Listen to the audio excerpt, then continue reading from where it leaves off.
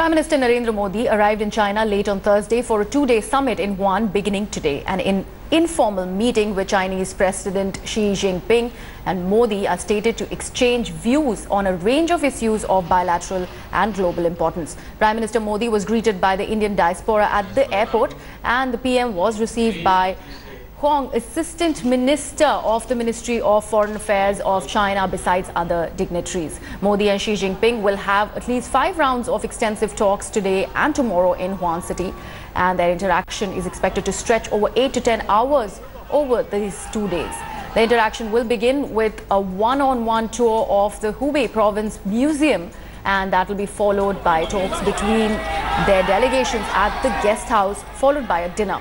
The meet attains significance after the bitter standoff over Doklam, and developments in the Indo-China relations are also expected to be reviewed during this 2-day summit.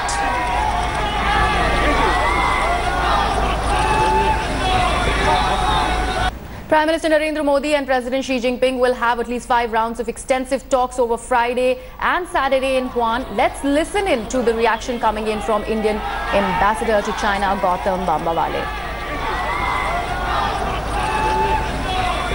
An informal summit between two major leaders of the world. This is probably happening for the first time. In the past, we have had experiences where there is a formal visit, there's a formal component of a visit, and then 1 or 2 hours or maybe half a day is spent between the leaders meeting informally. In this particular visit, the entire visit is going to be informal. And when we say it is informal, the main elements of an informal summit, and in this particular informal summit between Prime Minister Mr. Modi and President Mr. Xi Jinping of China, the main elements will be that there is going to be no set agenda for their talks. It is not that there is a long agenda through which the two leaders will work through. There will be no set agenda.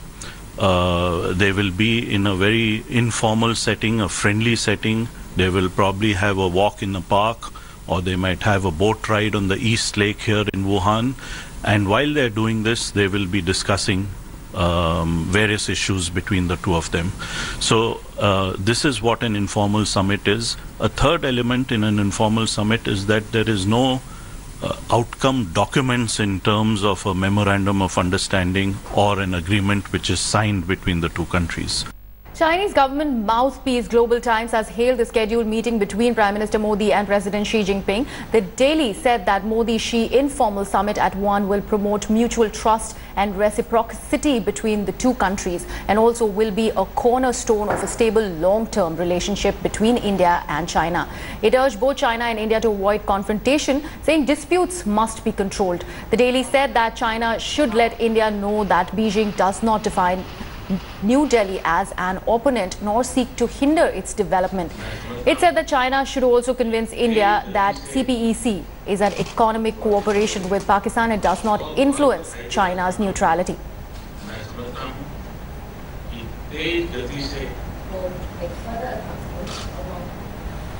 The two leaders, Prime Minister Narendra Modi and the Chinese Premier Xi Jinping, will take a boat ride in the East Lake, but this first ever informal summit with no declared agenda is more than just a photo op.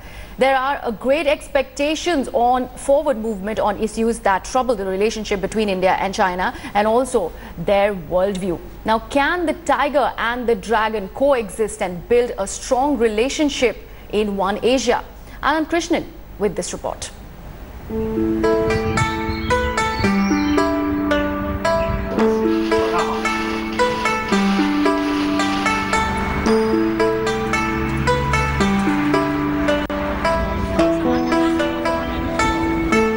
President Xi Jinping is laying out the red carpet for Prime Minister Narendra Modi.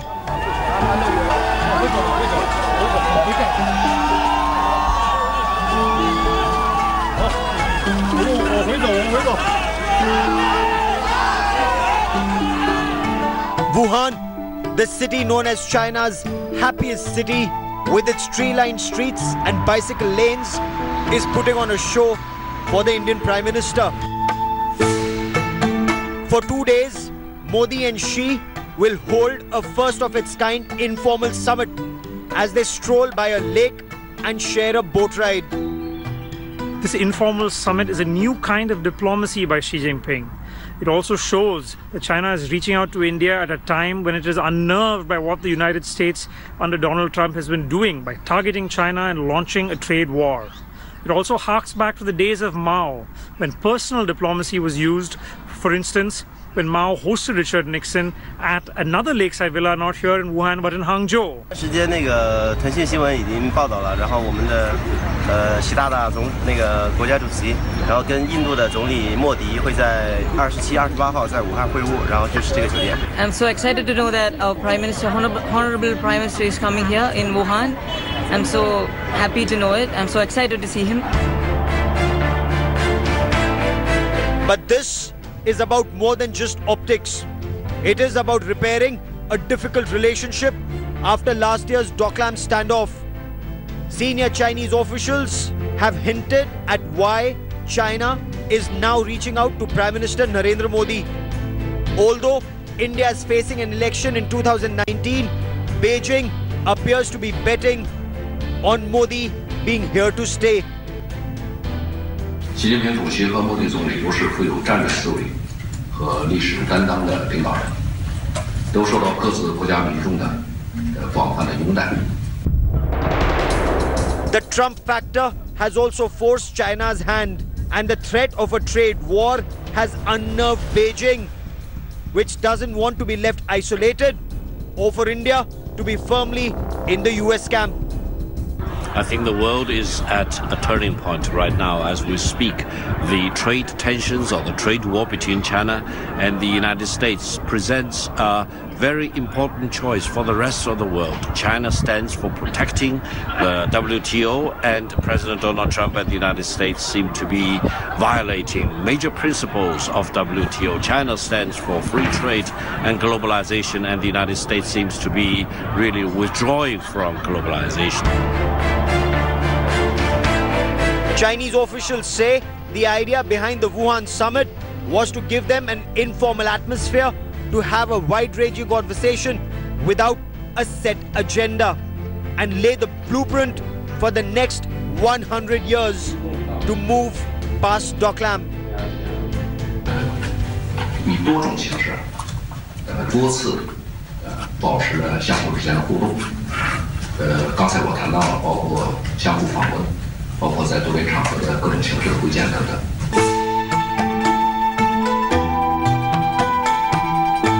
Wuhan, the famed city on the Yangtze River, is the home to the Three Gorges Dam. This was chosen as the location after much thought. Xi leaving Beijing to meet a foreign leader is being seen as an unprecedented gesture. 据我们了解，莫迪总理到中国一些城市。 比方说像北京啊，像南方中国南方的广东啊，中国西部的西安啊。I think Prime Minister Modi's upcoming visit to Wuhan will be a landmark visit, a very important event between China and India, and we are all very excited about the upcoming visit. And I think the speed and the way the summit meeting has been arranged is really beyond the best expectation. What is in store as Prime Minister Modi heads to the Yangtze River in Wuhan in central China? This is going to be unprecedented on many levels. 2 days of informal summitry, which China never does, between Prime Minister Modi and President Xi. Informed sources tell India Today that everything is on the table. It is going to be a free-ranging, freewheeling discussion, and the aim is to correct the dangerous slide in relations with ties plummeting last year amid the Doklam standoff. But whether Modi and Xi can reverse the trend still remains to be seen. Reporting for India Today here in Beijing, China, this is Anand Krishnan.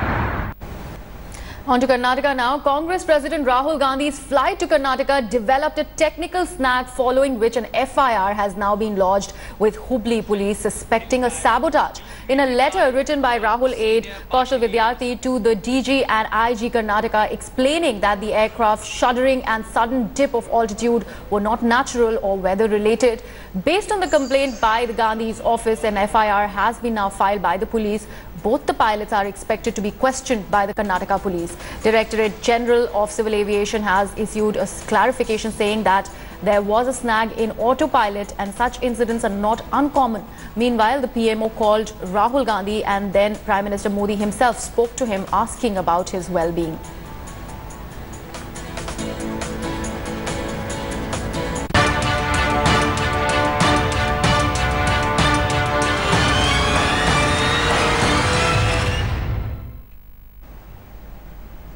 And Congress President Rahul Gandhi will release the party's manifesto for the upcoming Karnataka Assembly polls today in Mangalore. Gandhi, who is on a two-day visit to Karnataka, will release the manifesto along with other party members. Sources have told India Today that Congress is likely to launch their manifesto in 4 places simultaneously. While Rahul will release the manifesto in Mangalore, leaders like Sam Pitroda, Shashi Tharoor and Mallikarjun Kharge will also release the same in different cities. Apart from this, Rahul will continue his temple run and visit the Dharamsthala temple and hold meetings with workers and members of the Grand Old Party.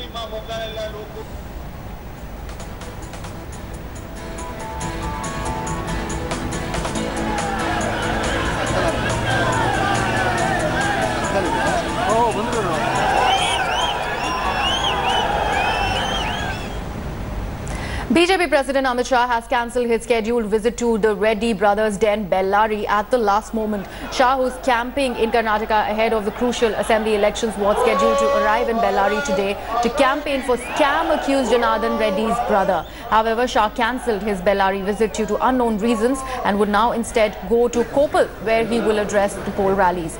Remember, the BJP chief had recently disowned Janardhan Reddy, saying that the party has nothing to do with him. However, the Saffron Party has given 7 tickets to Reddy's king and friends.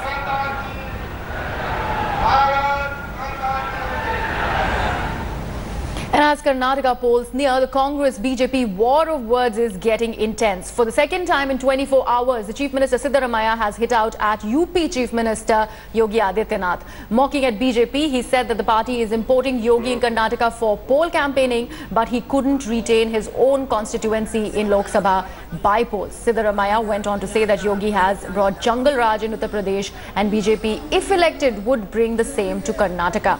The BJP on its part fired salvos at Rahul Gandhi and Siddaramaiah, comparing the Congress sign with Bahadur Shah Zafar. The party claimed that, like Mughal dynasty, the defeat in Karnataka polls will sink the Congress once and for all.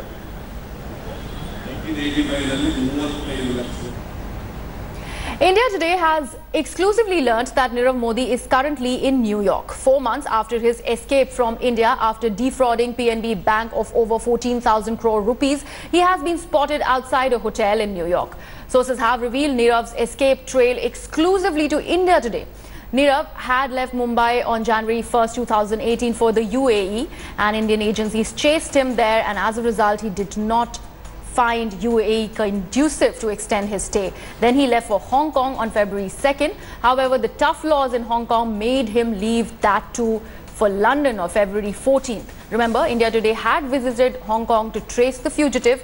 He landed in London on February 15th and stayed there for about a month. Again, he left for New York, USA in the 3rd week of March and has now been spotted by friends and businessmen in and around New York. India Today's Manav Kanwal visited Leo's Regency Hotel.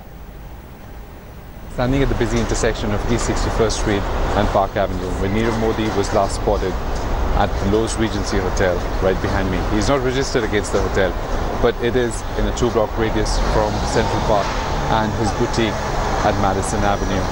It is clear that Nirav Modi does not fear being openly visible here in New York City.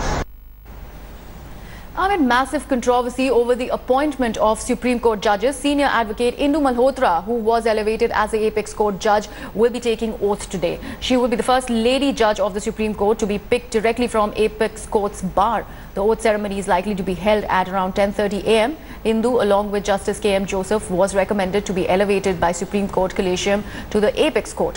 While Indu's elevation was approved, the centre rejected the same for Justice Joseph, triggering a political face-off between the Congress and the BJP.